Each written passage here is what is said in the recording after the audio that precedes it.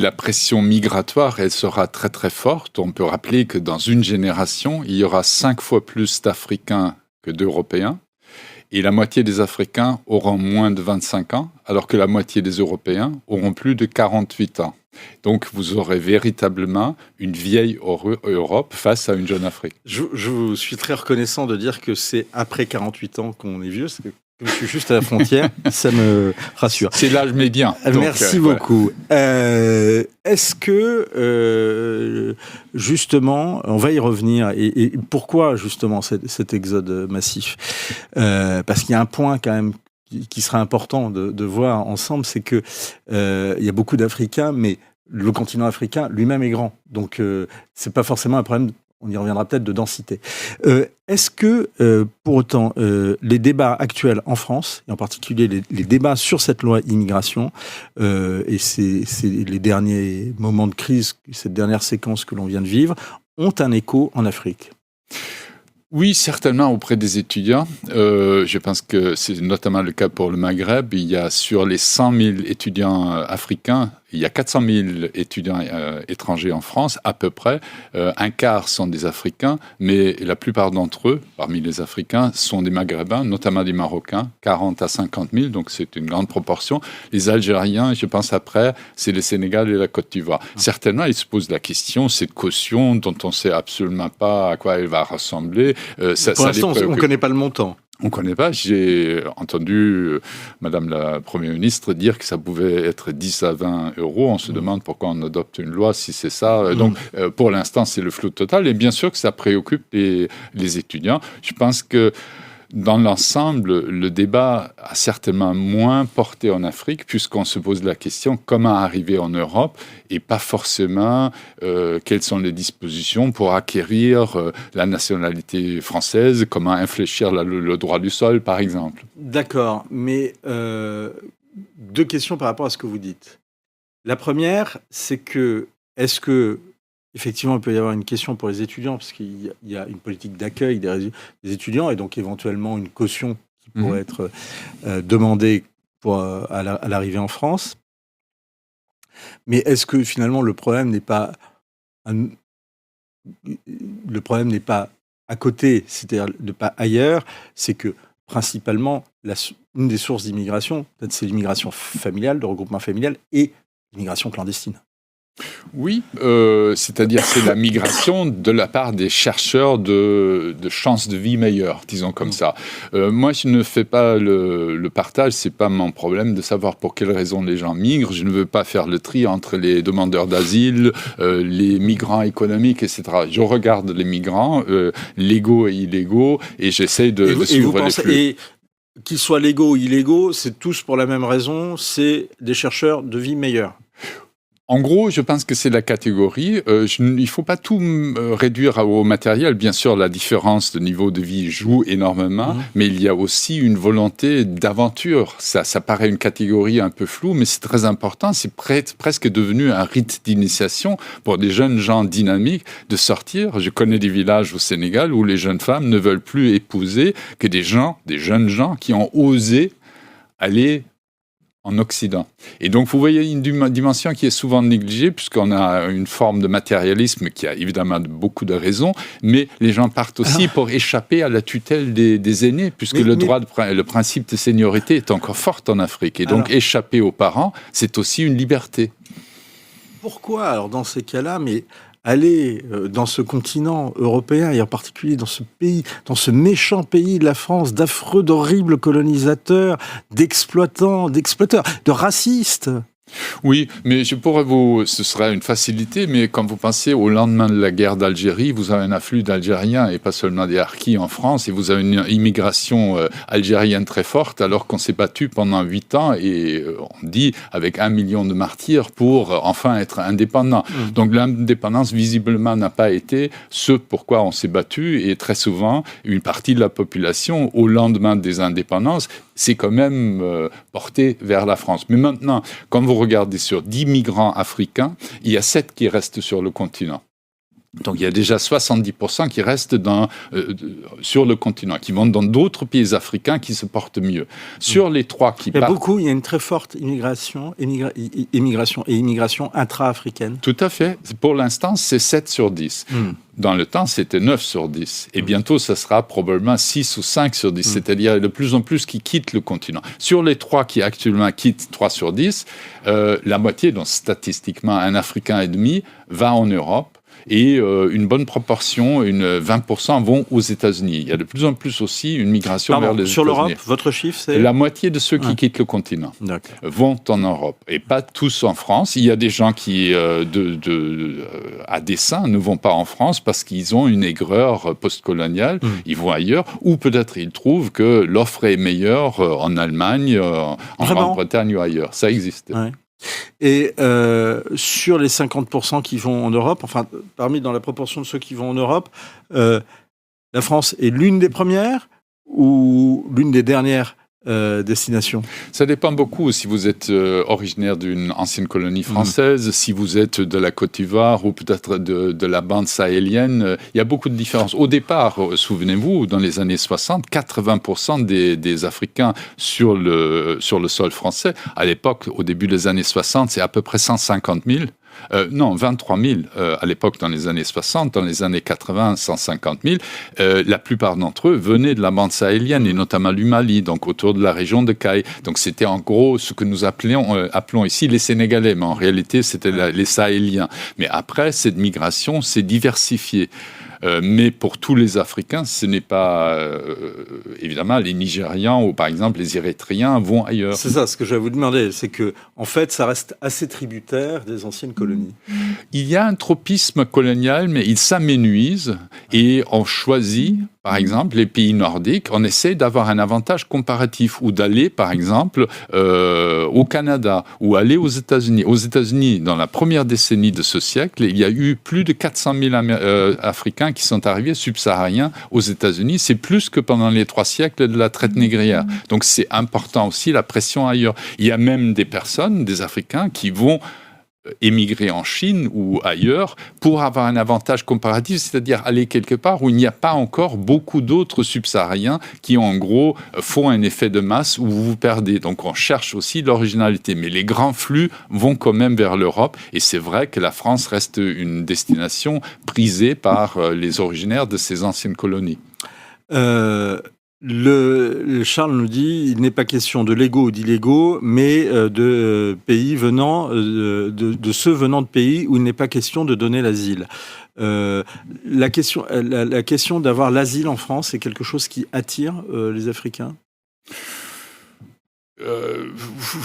Bien sûr, vous essayez de savoir quelle est votre chance d'obtenir l'asile, mais d'une certaine façon, c'est théorique. Soit vous êtes clandestin, et de toute façon, la question ne se pose pas, ou vous êtes débouté de l'asile et vous avez à peu près une grande chance de rester quand même sur le territoire puisque les expulsions ne se font pas ou se font dans une proportion très faible. Donc finalement, on n'est pas dans une question qui affecte le réel tant que ça. Je pense que si vous êtes originaire de la Côte d'Ivoire ou du Sénégal, de toute façon, l'asile n'est pas ce que vous allez avoir en tête. Si vous venez de l'Érythrée et vous allez en Europe, vous avez une vraie chance puisque vous venez d'un pays vraiment dictatorial où après vous avez, que ce soit des abus ou la réalité, des personnes, je connais beaucoup de Somaliens par exemple, qui arrivent en disant je suis homosexuel, je ne peux pas retourner dans mes pays parce que je suis vraiment exposé à un risque. Est-ce que c'est vrai ou faux? Est-ce que c'est une stratégie? Mais ils ont plus de chances d'obtenir l'asile avec cette raison que d'autres.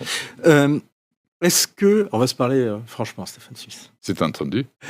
Est-ce que vous pouvez me dire que le modèle social français n'attire pas les Africains?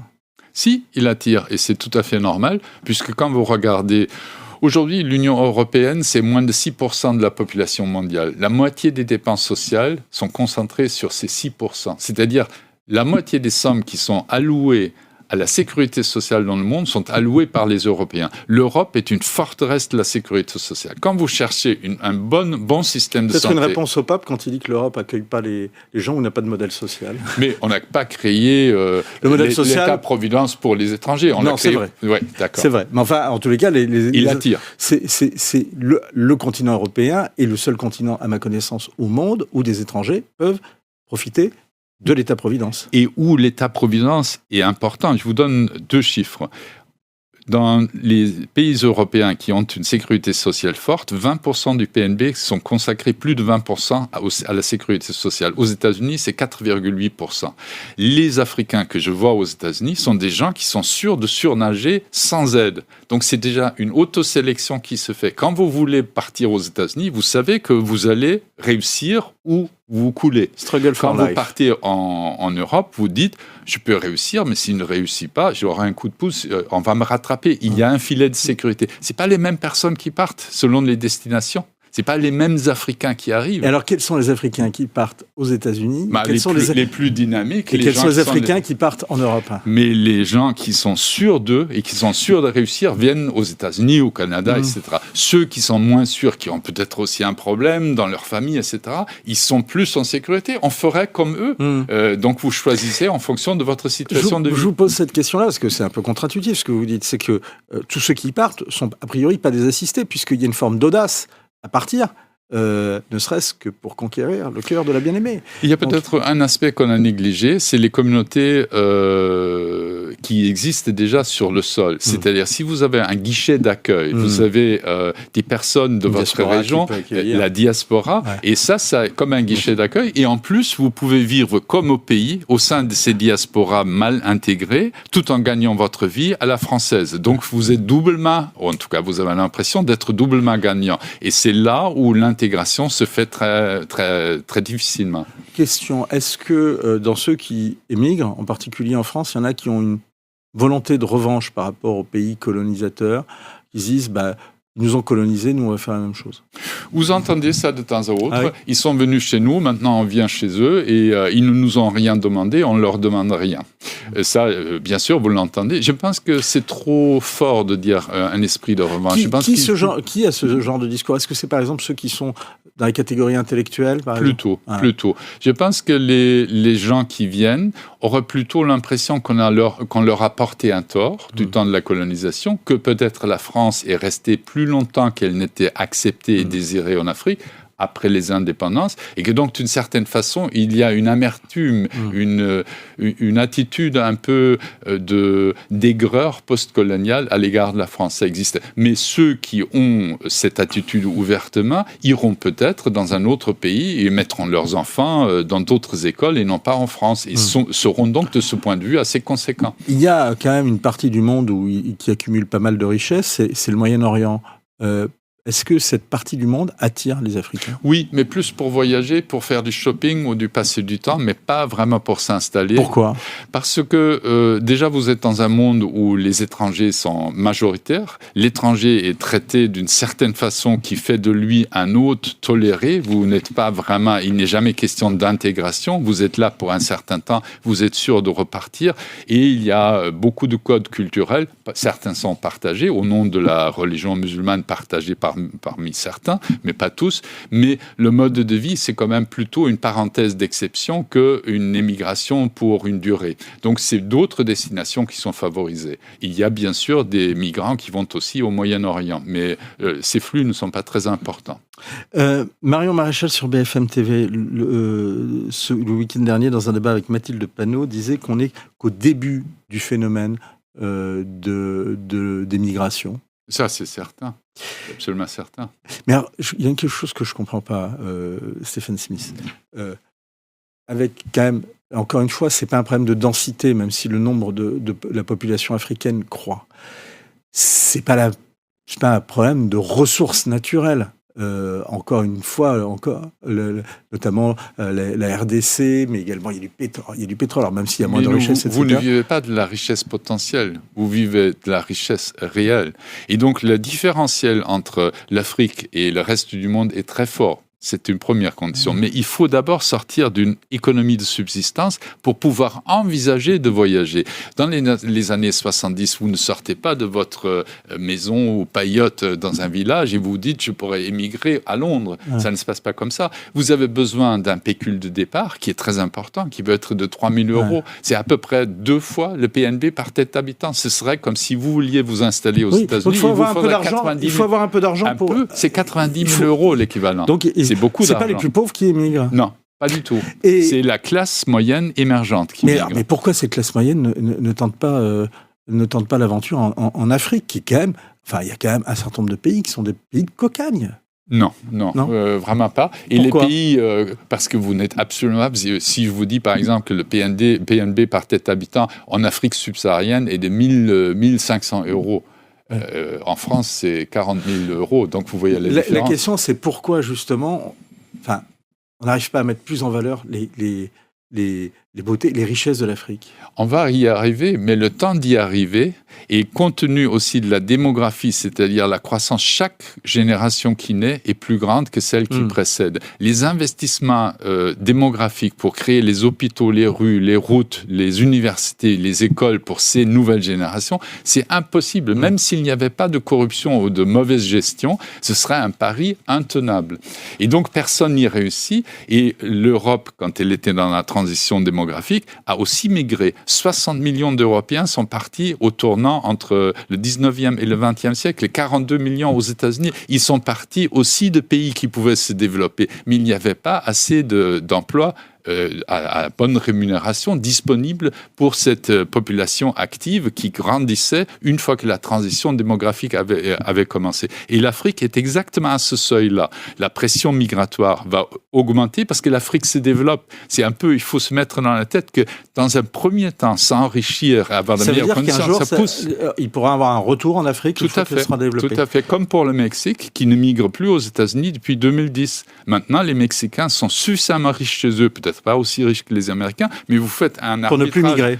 Je ne vais plus vivre chez les étrangers, alors que je peux à peu près convenablement gagner ma vie chez moi.